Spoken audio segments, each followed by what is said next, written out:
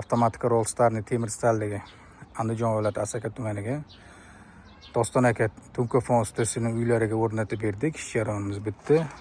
Darvozamiz bo'yi 285, eniga 4 metrlik bo'lgan.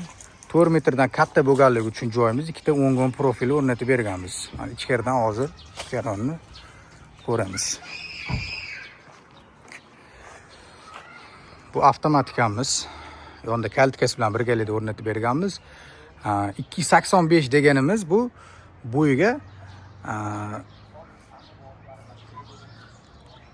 betonni regaliga qo'yib berganmiz. Chunki bu pastroqda bo'lganda mashina kirib chiqishi umuman iloji bo'lmasdi. Shuning uchun biz yuqoriga qo'yib berganmiz. Har qanday holatda bu muammolarga yechim bor. Mana svet bo'lmaganda rushnoy holati ham bo'ladi. Radio blogimiz kattasidan bo'lgan.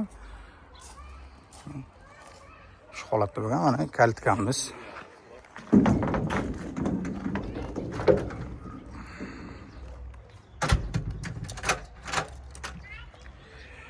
Darvozamiz o'ziga xos uslubda juda chiroyli chiqdi.